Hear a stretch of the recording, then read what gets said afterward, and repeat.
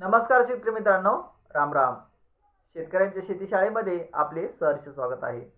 अलक्रॉप development 80-20 farming business school प्राकृतिक आधुनिक शोध प्रशिक्षण संस्था रामपुरी बुद्रुक च्या माध्यमातून फार्मर ट्रेनिंग आणि क्रॉप ट्रीटमेंट दिले जाते. तर शेतकरी मित्रांनो, आपल्याला ट्रेनिंग वर्कशॉपची गरज आहे. का गरज आहे? कारण आपण सर्वच जण शेती करतो, पण शेती करते वेळेस ज्या छोट्या छोट्या चुका होतात, त्या चुका झाल्यानंतर आपल्या तुर्तास लक्षात येत नाहीये की किती मोठी चूक मी केली आहे. कारण मित्रांनो, आपण ज्यावेळेस एखादं कार्य करतो, पेरणी करतो, त्यावेळेस कशा पद्धतीने पेरणी करायला पाहिजे होती, लागवड करतो त्यावेळेस कशा पद्धतीने लागवड करायची होती, हे टेक्निकल आपल्या तुर्तास लक्षात येत नाहीये. कारण एकदा जर पीक लावलं तर ते पीक तिथंच राहतं शेवटपर्यंत, मॅच्युरिटी हार्वेस्टिंग पर्यंत. कारण मित्रांनो, शेती करायची, पण शेती फायद्याची करायची.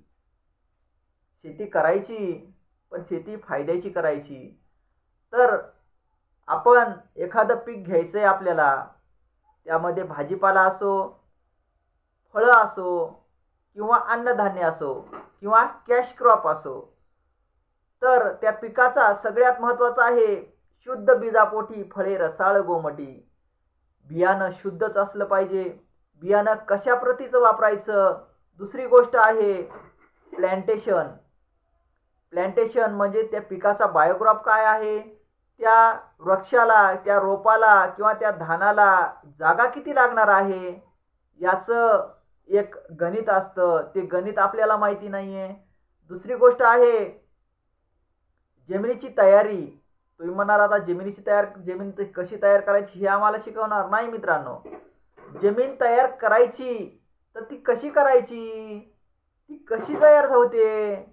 माझी जमीन भुरभुरीत आहे का, माझी जमीन भुसभुशीत आहे का, माझी जमीन मला चलायला परवानगी देते का, माझी जमीन माझ्या इथे पिकाला बीजारोपण करण्यासाठी परवानगी देते का, माझी जमीन कम्पॅक्ट तर नाही आहे ना, माझी जमीन चिकट तर नाही आहे ना, माझी जमीन हार्ड तर नाही आहे ना, माझी जमीन कडक तर नाही आहे ना.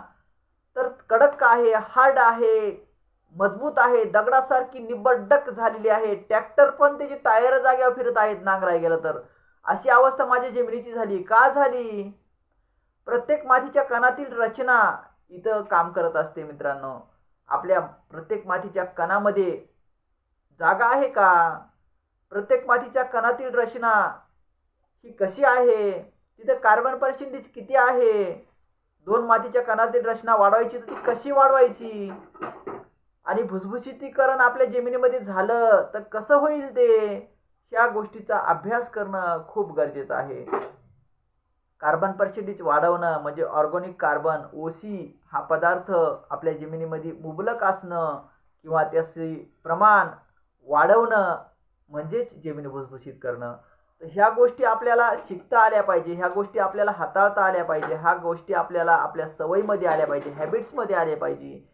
तरच आपल्या जमिनीमध्ये काहीतरी नवीन घडू शकतं, तरच आपल्या जमिनीमध्ये इनोव्हेशन घडू शकतं, तरच आपल्या जमिनीमध्ये एक नवनिर्माण होऊ शकतं, तरच आपल्या कुटुंबामध्ये पण नवनिर्माण होऊ शकतं आणि आपण एक बिझनेस मॅन्युअल तिथं उभं करू शकतो.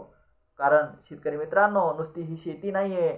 शेती म्हणजे तुमची एक फॅक्टरी आहे आणि ह्या फॅक्टरीचं उत्पादन कसं वाढवायचं हे फक्त आणि फक्त तुमच्याच हातात आहे, दुसऱ्या कोणाच्या नाही. कारण तूच आहेस तुझ्या जीवनाचा शिल्पकार, दुसरा कोणी नाही आहे. ही गोष्ट लक्षात घ्या. कारण मित्रांनो, आपल्याला एखादा ट्रेनर पाहिजे, एखादा कोच पाहिजे, एखादं मार्गदर्शन तत्व किंवा मार्गदर्शन करणारा एक माणूस पाहिजे, एखादा डॉक्टर पाहिजे. आपल्या पिकावर कोणते डेफिशियन्सी आहे का, कोणता आजार आहे का, कोणता व्हायरस आहे हे ओळखणारा एखादा माणूस पाहिजे. तर आपल्याला क्रॉप ट्रीटमेंट देणाऱ्या एखाद्या ॲग्रिकल्चर हाताळणाऱ्या एखाद्या शिक्षकाची गरज आहे. तर ही गोष्ट तुर्तास लक्षात घ्या, कारण शिक्षण घेणं आणि शिक्षण हमेशा आपल्या हॅबिट्समध्ये उतरणं यामध्ये खूप मोठा फरक आहे. कारण शिक्षण नुसते सांगणारे तर भरपूर आहेत, पण तुमच्या शेतामध्ये येऊन तुमच्या फील्डवर येऊन तुम्हाला समजून सांगणारे करून दाखवणारे खूप कमी आहेत आज मित्रांनो. तर त्यासाठी आपल्याला आपल्या फील्डवर कोण येतंय का, आपल्याला कोणीतरी येऊन रानामध्ये शिकवतंय का, मला इथं कोणतं पीक लावायचं आहे त्याची पूर्ण ट्रीटमेंट देतंय का, ही खूप गोष्ट महत्त्वाची आहे. कारण मित्रांनो, जर समजा आपल्याकडं पाणी आहे तर पाण्याचा वापर करायचा कसा हे जर आपल्याला माहिती नसेल तर पाण्यामुळं आपलं 90% उत्पादन वाढू शकतं आणि पाण्यामुळेच आपलं 90% उत्पादन कमी होऊ शकतं. ही तितकीच महत्त्वाची गोष्ट आहे. तर शेतकरी मित्रांनो, यामध्ये जमिनीची सुपीकता पहिला भाग आहे. दुसरा भाग आहे आपल्याला शुद्ध बीज, शुद्ध बीजापोटी फळे रसाळ गोमटी हा दुसरा भाग आहे. त्याच्यानंतर प्लांटेशन, पिकाची लागवड कशी करायची, 2 झाडातील अंतर आणि 2 ओळीतील अंतर किती असलं पाहिजे, ते पीक बेडवर घ्यायचं का सरीमध्ये घ्यायचं का उंबरट्या मध्यभागी लावायचं हे पण आपल्याला समजलं पाहिजे. त्यासाठी त्याला म्हणतात प्लांट बायोग्राफ. हा प्लांट बायोग्राफ तिसरी गोष्ट आहे. त्याच्यानंतर आपल्याला जे वॉटर मॅनेजमेंट करायचं आहे, फ्लड इरिगेशन पाहिजे का ड्रिप इरिगेशन पाहिजे का स्प्रिंकलर पाहिजे, त्या पिकासाठी काय आवश्यक आहे, काय पोषक आहे हे समजलं पाहिजे. तर ही चौथी गोष्ट आहे वॉटर मॅनेजमेंट. पाचवी गोष्ट आहे आंतरमशागत. आंतरमशागत कशा पद्धतीनं करायची, का आंतरमशागत करायची नाही मल्चिंगवर ते ध्यान घ्यायचंय, काय करायचंय, ही आहे पाचवी बाब. आणि 6वी बाब आहे अन्नद्रव्य व्यवस्थापन, फर्टिगेशन. इथं खूप लक्ष देण्याची गरज आहे. नत्र, स्फुरद, पालाश मुख्य अन्नद्रव्य, कॅल्शियम, मॅग्नेशियम, सल्फर दुय्यम अन्नद्रव्य, जस्त, लोह, मंगल, बोरॉन, कॉपर, मॉलिब्डेनम आणि क्लोरीन हे सूक्ष्म अन्नद्रव्य, मायक्रोन्यूट्रल्स. हे कशा पद्धतीनं पिकाच्या वाढीच्या कोण्या स्टेजमध्ये कोणतं न्यूट्रिशन आवश्यकता आहे हे आपल्याला समजलं पाहिजे. नत्र, स्फुरद, पालाश, नत्र काय कार्य करतं, स्फुरद काय कार्य करतं आणि पालाश पोटॅशियम काय कार्य करतं हे आपल्याला समजलं पाहिजे. पिकाच्या कोण्या स्टेजमध्ये कोणतं खत द्यायचं हे आपल्याला समजलं पाहिजे. तर दुसरी गोष्ट मायक्रोन्यूट्रल आपल्या पिकाच्या कोणत्या अवस्थेमध्ये किती प्रमाणात लागतं हेही आपल्याला समजलं पाहिजे. जर समजा एखादी कीड आली तर आपल्या पिकावरती कीड का आली हे पण आपल्याला समजलं पाहिजे. वातावरण आज कसं आहे, क्लायमेट चेंज खूप मोठ्या प्रमाणामध्ये याचा इफेक्ट धानावर होत असतो.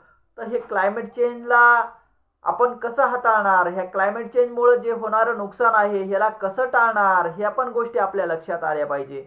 तर त्यासाठी कोणते न्यूट्रिशन वापरायचे, कसे वापरायचे, जर समजा क्लायमेट चेंजमुळं पीक मुळावाटे अन्नद्रव्य घेऊ शकत नाही तर त्याला पानावाटे अन्नद्रव्य कसे द्यायचे, त्याचं फॉर्म कोणता फॉर्म उपलब्ध आहे आपल्याकडं हे लक्षात येणं खूप महत्त्वाचं आहे आणि तिथपर्यंत पोहोचणं पण खूप महत्त्वाचं आहे. तर शेतकरी मित्रांनो, अन्नद्रव्य व्यवस्थापन, नत्र, स्फुरद, पालाश, कॅल्शियम, मॅग्नेशियम, सल्फर, जस्त, लोह, मंगल, बोरॉन, कॉपर, मॉलिब्डेनम आणि क्लोरीन हे जे घटक आहेत तर हे घटक पिकाच्या कोणकोणत्या अवस्थेमध्ये किती किती प्रमाणात द्यायचेत आणि कोण्या पिकाला किती द्यायचेत हे पण समजणं खूप महत्त्वाचं आहे.